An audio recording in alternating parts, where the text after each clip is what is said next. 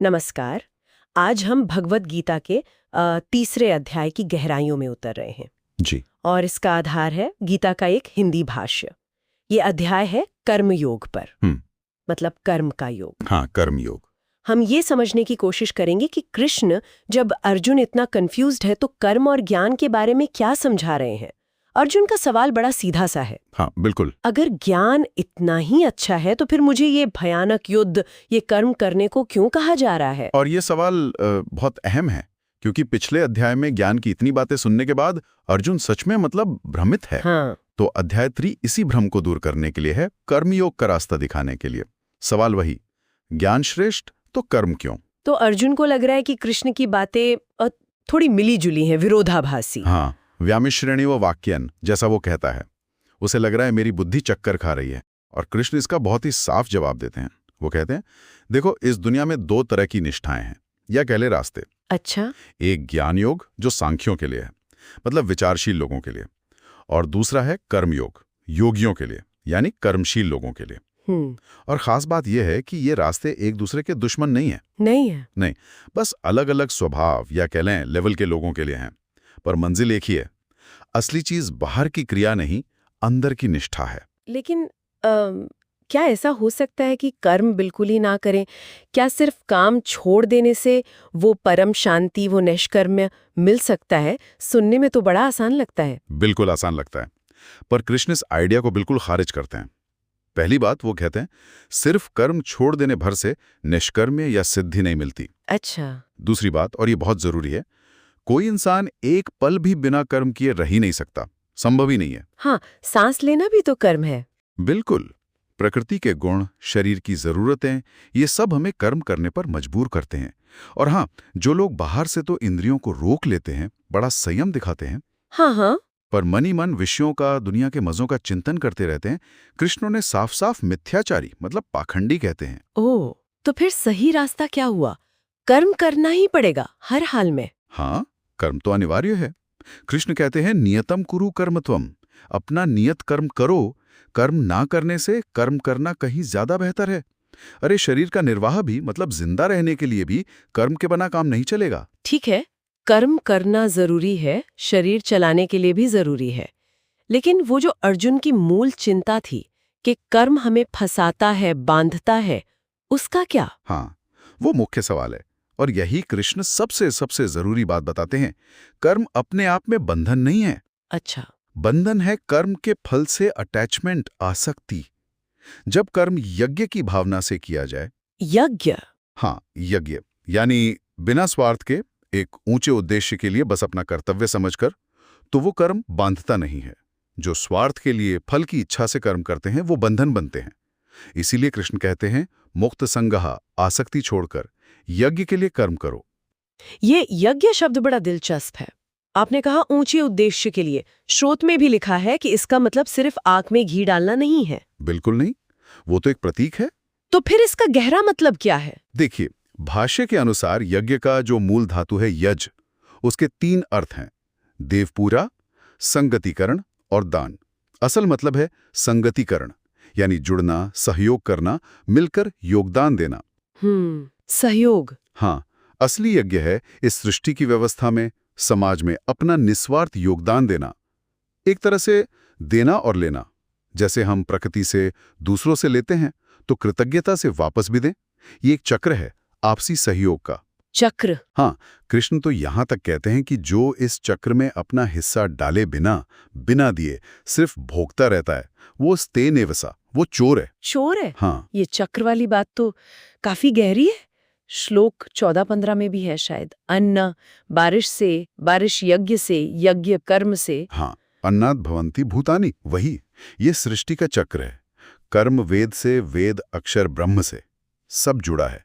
और जो इस चक्र को नहीं मानता, इसमें अपना योगदान नहीं देता, कृष्ण कहते हैं वो अघायु है, इंद्रियों के सुख में रमा हुआ, व्यर्थ ही जीता है। बाप रे, व्यर्थ जीवन। हाँ, इसीलिए कृष्ण कहते हैं कि जो ज्ञानी हैं, जिन्हें खुद के लिए कुछ पाना बाकी नहीं रहा, उन्हें भी कर्म करना चाहिए। उन्हें भी? क्यों? लोक संग्रह के लिए? मतलब समाज का मार्गदर्शन करने के लिए, व्यवस्था बनाए रखने के लिए, एक उदाहरण सेट करने के लिए। जैसे राजा जनक? बिल्कुल, राजा जनक का उदाहरण देते हैं। कृष्ण कहते हैं मैं खुद भी कर्म करता हूँ, हालांकि मुझे कुछ पाना नहीं है। क्यों? ताकि लोग सही रास्ते पर चलें। क्योंकि जैसा श्रेष्ठ पुरुष करते हैं वैसा ही आचरण दूसरे लोग भी करते हैं। यद यदाचरति श्रेष्ठ तत्तदेवेतरो जनः। तो मतलब ज्ञानी और अज्ञानी दोनों कर्म करते हैं, पर उनके करने के तरीके में फर्क है। बिल्कुल यही बात है। अज्ञानी कैसे कर्म करता है? आसक्ति से, फल की इच्छा से, चिपक कर। ज्ञानी को कैसे करना चाहिए? अनासक्त होकर, लोक कल्याण की भावना से, बिना किसी स्वार्थ के। और ज्ञानी का एक और कर्तव्य है। वो क्या? वो ये कि जो अज्ञानी लोग कर्म फल में अटके हुए हैं उनकी बुद्धि में भ्रम पैदा ना करे। उन्हें कर्म से रोके नहीं, बल्कि खुद योग युक्त होकर अच्छे से कर्म करते हुए उन्हें भी वैसा ही करने के लिए प्रेरित करे। अच्छा, तो बिल्कुल अंत में कृष्ण अर्जुन को क्या कहते हैं? एकदम क्लियर इंस्ट्रक्शन क्या है? बिल्कुल सीधा निर्देश श्लोक 30 में, मयि सर्वाणि कर्माणि सन्न्यस्य, सारे कर्म मुझ में समर्पित करके। मुझ में मतलब ईश्वर में? हाँ, ईश्वर में, अध्यात्म चेतना में स्थित होकर, निराशी है आशा रहित होकर, निर्ममः ममता रहित होकर, और विगत ज्वरः संताप रहित मतलब फीवर ऑफ सॉरो, दुख के बुखार से मुक्त होकर युद्धस्व युद्ध करो। युद्ध करो मतलब अपना कर्तव्य निभाओ, पर अंदर से डिटैच रहकर। एकदम अंदर से पूरी तरह अनासक्त और ईश्वर पर केंद्रित होकर। और यहीं पर वो बहुत प्रसिद्ध श्लोक आता है, स्वधर्म और परधर्म वाला, श्लोक 35। हाँ, बहुत महत्वपूर्ण श्लोक है। श्रियान स्वधर्मो विगुणः परधर्मात् स्वनुष्ठितात्। अपना धर्म, अपना स्वाभाविक कर्तव्य, अपना स्वधर्म, भले ही उसमें कुछ कमी दिखे, वो गुणारहित लगे, वो भी दूसरे के अच्छी तरह से निभाए जा रहे धर्म से, परधर्म से श्रेष्ठ है। स्वधर्मे निधनम श्रेया, अपने धर्म में मरना भी कल्याणकारी है। पर धर्मो भयावह, दूसरे का धर्म भय देने वाला है। इसका मतलब अर्जुन के लिए क्या था? सीधा मतलब था, तुम क्षत्रिय हो, तुम्हारा स्वधर्म युद्ध करना है। ये सोचना कि मैं युद्ध छोड़कर संन्यास ले लूं या ब्राह्मण का धर्म अपना लूं, ये पर धर्म है, ये तुम्हारे लिए खतरनाक है। अपनी प्रकृति के अनुसार कर्म करो। ठीक है। अब अध्याय के बिल्कुल अंत में अर्जुन एक बहुत ही मानवीय, बहुत ही प्रैक्टिकल सवाल पूछता है। हाँ, अथ केन प्रयुक्तोयम पापम चरति पुरुषः। हाँ, कि इंसान न चाहते हुए भी पाप क्यों कर बैठता है, जैसे कोई जबरदस्ती उससे करवा रहा हो। ऐसा क्यों होता है? और कृष्ण इसका बहुत ही शक्तिशाली जवाब देते हैं। वो कहते हैं, अर्जुन, ये काम है, काम एष क्रोध एष रजोगुण समुद्भवा। ये इच्छा है, ये वासना है, और इसी से पैदा होता है क्रोध। काम और क्रोध, हाँ, ये दोनों रजोगुण से पैदा होते हैं। रजोगुण यानी प्रकृति की वो शक्ति जो हमें एक्टिव, बेचैन बनाती है। कृष्ण कहते हैं, ये काम और क्रोध महाशना, महापापमा, बहुत खाने वाले, यानी कभी न तृप्त होने वाले और महापापी हैं। विद्धि एनम इह वैरिणम, इन्हें ही यहाँ अपना शत्रु जानो। ये है असली दुश्मन। यही है असली दुश्मन। और ये रहते कहाँ हैं? इनका ठिकाना क्या है? कृष्ण बताते हैं, इंद्रियाणि मनोबुद्धि ही अस्य अधिष्ठानम उच्यते। इंद्रियां, मन और बुद्धि, ये इनके अड्डे हैं। अच्छा, यहीं छुपे हैं। हाँ, यही छिपकर एतैर्विमोहयत्येष ज्ञानम आवृत्य देहिनम, ये ज्ञान को ढककर जीवात्मा को मोहित करते हैं, भटकाते हैं। तो फिर इनको हराया कैसे जाए? कृष्ण रास्ता दिखाते हैं। तस्मात्तुम इंद्रियाणि यादो नियम्य, सबसे पहले इंद्रियों को वश में करो। पापमानम प्रजैहि एनम ज्ञान विज्ञान नाशनम, इस पापी को जो ज्ञान और विज्ञान, अनुभव दोनों का नाश करने वाला है, मार डालो। मार डालो। हाँ, और इसके लिए हायरार्की समझो। इंद्रियां स्थूल शरीर से श्रेष्ठ हैं।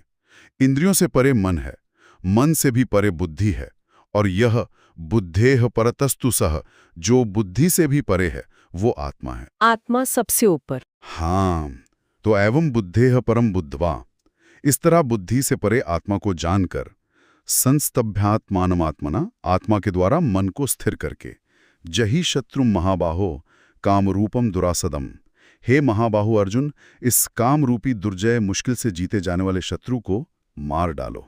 तो मतलब पूरी लड़ाई अंदर ही लड़नी है। बिल्कुल। तो कुल मिला के संदेश ये हुआ कि अपना कर्तव्य करो, अपना स्वधर्म निभाओ, फल की चिंता छोड़ो, आसक्ति मत रखो, निस्वार्थ रहो।